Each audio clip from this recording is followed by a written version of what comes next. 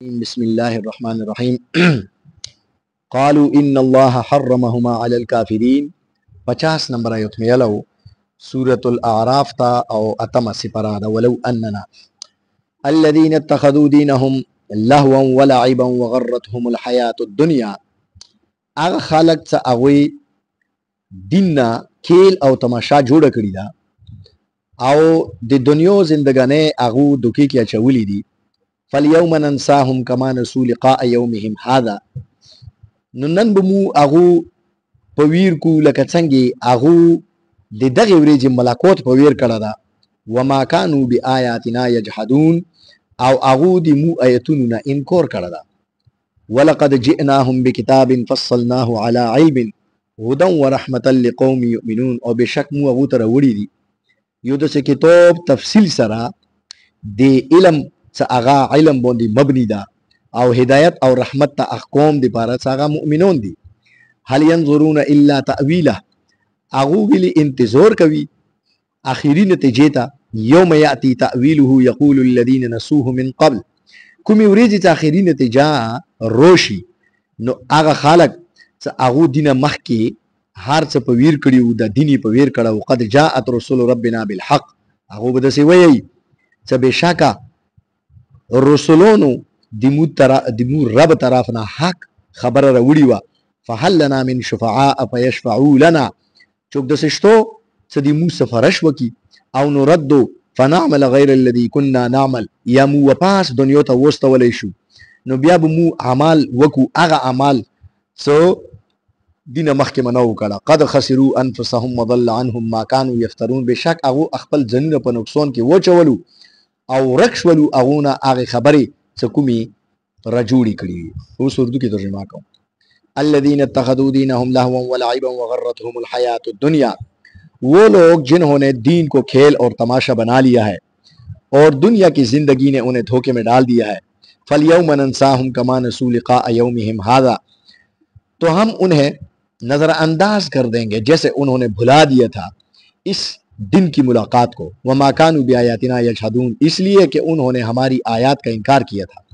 وَلَقَدْ جِئْنَاهُمْ بِكِتَابٍ فَصَّلْنَاهُ عَلَى عِلْمٍ هُدًى وَرَحْمَةً لِقَوْمٍ يُؤْمِنُونَ اور بے شک ہم ان کے پاس لائے ہیں ایک ایسی کتاب جو کہ تفصیل کے ساتھ ہے اور علم پر مبنی ہے اور وہ ہدایت اور رحمت ہے اس قوم کے لیے جو ایمان لاتے ہیں هَلْ يَنظُرُونَ إِلَّا تَأْوِيلَهُ يَوْمَ يَأْتِي تَأْوِيلُهُ يَقُولُ الَّذِينَ نَسُوهُ مِن قَبْلُ کیا وہ اس انتظار میں ہیں کہ آخری نتیجہ دیکھ لیں جس دن آخری نتیجہ آئے گا تو وہ لوگ جو اس سے پہلے دین کو بھلا چکے تھے وہ کہیں گے قد جاءت رسول ربنا بالحق بے شک ہمارے رب نے ہمارے پاس حق پیغام بھیجا تھا فحل لنا من شفعاء فیشفعوا لنا او نرد فنعمل غیر الذی کننا نعمل وہ کہیں گے کیا کوئی سفارشی ہے جو ہماری سفارش کرے یا ہمیں دنیا میں واپس بھیج دیا جائے تو ہم اس کے خلاف عمل کریں گے جو ہم اب تک کرتے رہے ہیں قد خسروا انفسهم وضل عنهم ما كانوا يفترون بے شک انہوں نے اپنے آپ کو نقصان میں ڈال دیا ہے اور گم ہو جائے گا ان سے وہ باتیں جو وہ افترا اور باندھتے تھے اللہ رب العزت پدغو ایتونو کی دے کفرونو متعلق دا ذکر کبھی چٹا ایتونو کی مدعا ویلو سدے کفرونو دے اہل جہنم سکم جہنم کی پرتی دی اغو او دے جنتیونو پا مانس کی بو مذاکرہ کی گی خبری بکی گی اگا خبری مو چٹا ویلی جنتیون بدسی آئی جہنمیون بدسی آئی وطا نو دین دا معلوم اشوالا سدے قیامات نباد سکم دے انسان باڈی دا باڈی خی بھی انداوی خو قوانین طبعی بو بدالی لکتا کہ دنیا کی گورا موتا اللہ رب العزت کم نظیر رکڑ دا غائی وحا دا پری کور کئی مگورا میاشت دور غاک شایدہ خو ایمو نظیر دور تیز ندا حالانکہ آغا تقریباً 3,84,000 کلومیٹر دا دسے ویسے 4,00,000 کلومیٹر اسمکینا میاشت لرے دا خو بیا یا مو دور غنی کس چلک نور لری شی نو بس بیای مون نظیر کور پریگ دی امدان منا غیبون دی مو قوت سماعت دا یو محدود دا یو حد پرے مو خبره وورو هغه نه بعد بیا ایمو خیدونه کور پرېږدئ. قیامت پورې چې به دغه د انسان قوتونه دي دا به دومره وسیع شي، دومره لوی پیمانې باندې وشي څه جهنم څه کوم دا کنه وړي ومې ځمکې کې ده، او دغه جنات څه کوم دا کنه دا ومو اسمنونو نه باندې ده. خو هغه نه به سړی دي جو کې کسي. نو دا سړی قیاس ته ما کوي چې یاره خو دغه دوره نصیب به څنګه هغه دوی نه کور کوي. د هغې دنیا حالات بدل دي. ګوره په دغې سترګو باندې انسان الله نشي لیدای. ویلي قرآن مجید کې الله تعالی فرمایي لا تدرکه الابصار وهو يدرك الابصار وهو اللطيف الخبير. سترګې هغه نشي لیدله، وهو يدرك الابصار، خو الله هغه سترګې لیدای شي. نو انسان خدای نشي لیدای. ځکه ځنه علماء کرام د حضور اقدس صلی الله علیه وسلم د معراج په ټایم کې د الله ملاقات دیدار نه انکار کړی چې پیغمبر علیه السلام لیدل نه ده. ویلي هغوی یې چې انسان سترګو کې دومره قوت نشته، خو چونکې دا امو علماء کرام دا فرمایي چې چونکې انسان دغه دنیا نه پیغمبر علیه السلام لوړ و، عرش ته ختلی و، نو د حضور اقدس صلی الله علیه وسلم هغه ټایم کې کوم قوت بصارت و هغه د دغه دنیا ولا نه و پوتی. هغه ځای کې لیدله ده د الله رب العزت مغسې قوت ورته ویر کړی و چې کوم جهان ته الله دا بیولی و. نو بهرحال نو د جهنمیانو او د جنتیانو منځ کې به مکالمه ګر چې ډېر لرې به وي، خو داسې به غږېږي خپلو منځو کې، داسې به یو بل خبره واوري لکه د موږ تاسو دلې مخامخ وي. د هغو سترګې باندې طاقتورې شي، د هغو قوت سماعت باندې طاقتور شي. نو الله رب العزت فرمایي چې دغو خلکو دنیا دین نه یو کیل او تماشا جوړه کړې ده.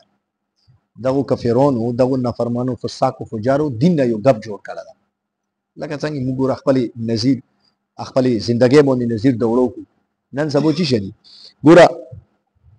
اټول دین پسې استهزا ده. دا صرف د نن خبره نه ده، دا شروع نه. ګوره حضرت شعیب علیه السلام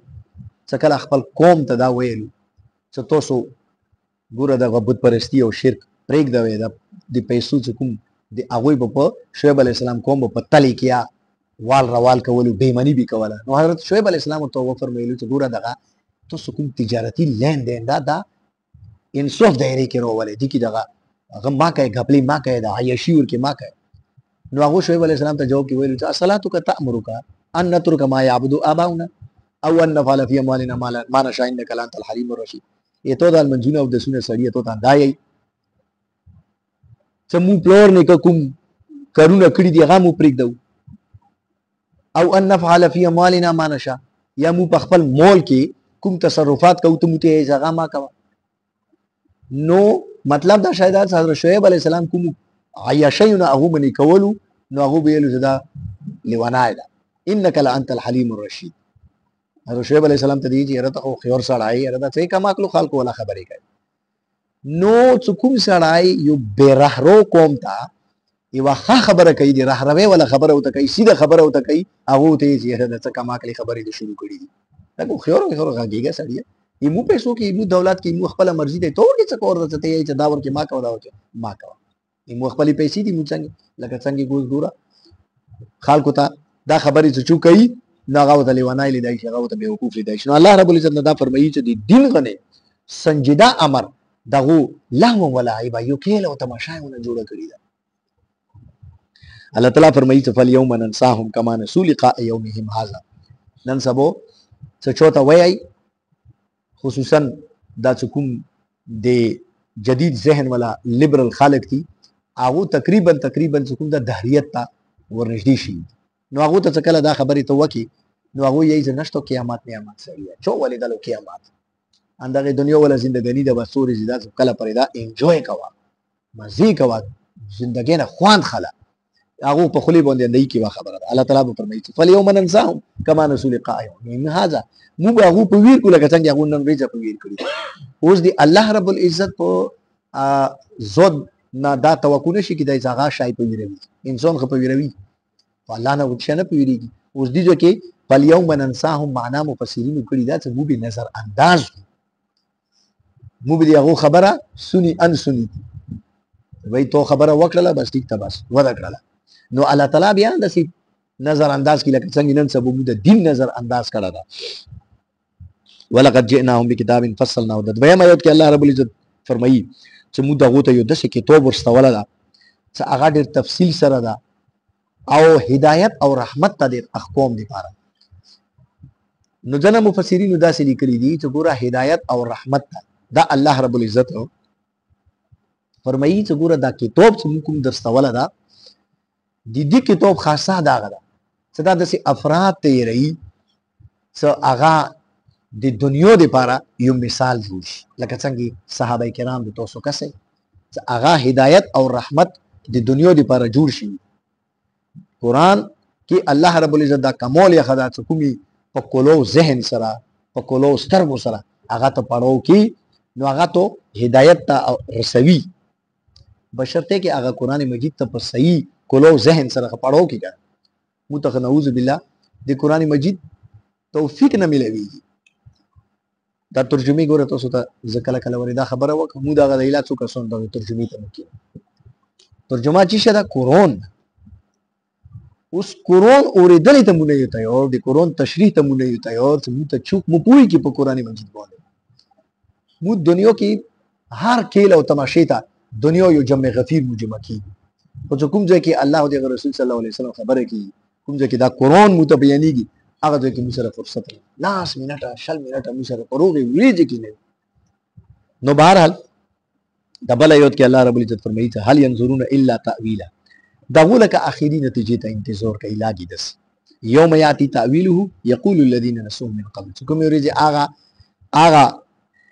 د اخیری نتیجه وکسي نو بیا به اقرار وکي قد جاءت رسول ربنا بالحق یا الله دې تو رسولان چې کوم راغلي بالکل برحق راغلي.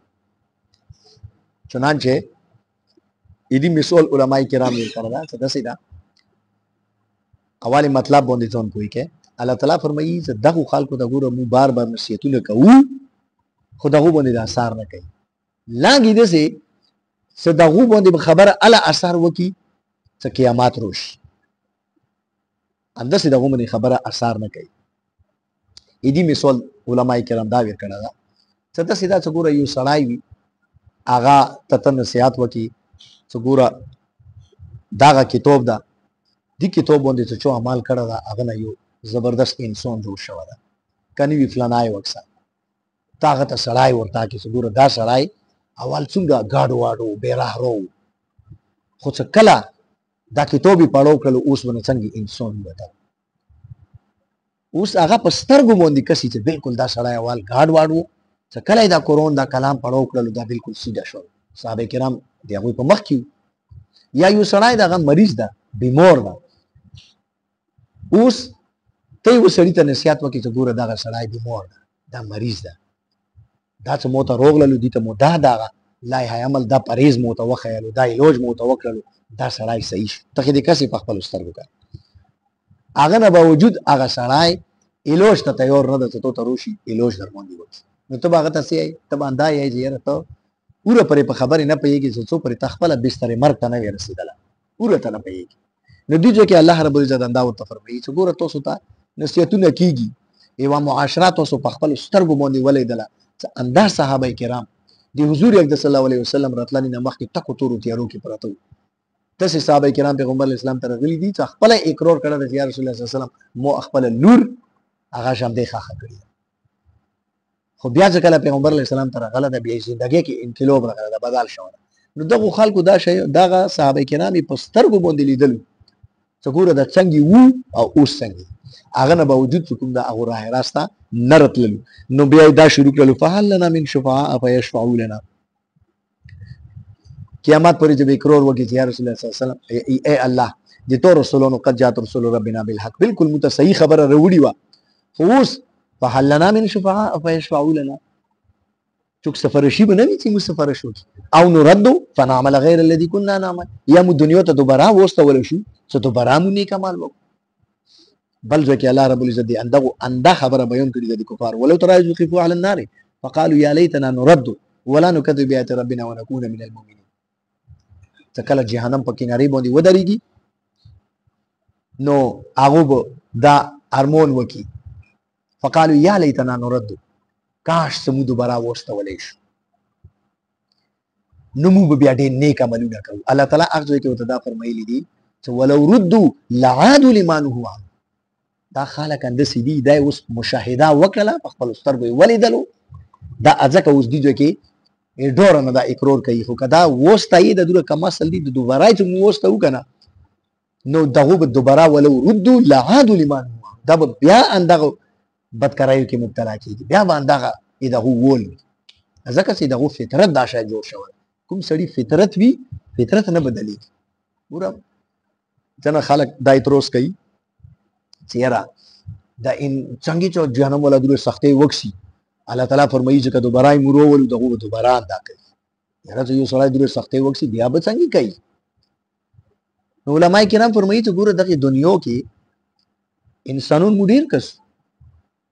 کله ورې سختۍ کې ګیر شي نو هغه جماعته ته رسي نفلونه کوي ګړګړا کر الله نه دوونې کوي یا الله دا پیرې مې د غام نه خلاص کې انشاءالله بیا به نه کوم خو چې مغه غام نه خلاص شي کور ورکې نه وي تیر بیا د مغه کوي تاسو دغه هغه کې نه دی لیدلي سم د مخکې یو کس مو یو انټرویو اورېدلو پلور زوی دوا کسون پلور یې بالکل سپین ګیرو او زوی ژڼه ځوان ار دوای چې کوم دا کنه په هغه کې نیولي د ګوډو په هغه کې خلکو نه به ګوډي پټول رو رو مټرې پټول نو هغه یې ولا انټرویو نو وخصله زیاره تاسو دا کتی کوي مو د سی اوریدلې دي چې ته مخکې جیل تیر کړه یې بالکل زه څه ورې جیل ته لوړې خدا پرې بس مو پریک دی ز بیان کا نو هغه صحافي ته یلی دي چې دینه مخکې ته جیل ته لوړ وي ته په اختیم کې دای نه ویلی چې راکا دا پرې ز خلاص بیا نه کوم ای جناب بس دای مو اخیری پیرا دا زو واده کوم ز کاول کوم نو هغه اقرار وکړلو چې 15 شپږ ورې ز مخکې جیل ته لوړ او داغه هغه 60 وردتونو اقرار وکړلو چې شپې ته ګوډي مو پټ کړی کورونو ته نو وتل یې سونی مو پټی کړی هر بای کړی جیلونو ته لوړ دا اقرار کړه دا چې بیا به نه کوم بیا یا کړی دي انسان فطرت اندسه ده هغه چې کله مشکل کې گیر شي بیا یې زنانه نه کوم خو چې کله ا مشکل نه وځي بیا یې خدای په کوته په ټکو نه پي نتیجه کې الله رب العزت دا ورته فرمایي فقد خسروا انفسهم تاسو بس اوس ځون نقصان کړه دا اوس دغه ازاله نه کیږي دغه دنیا کې الله د متنی کمال توفیق نصیب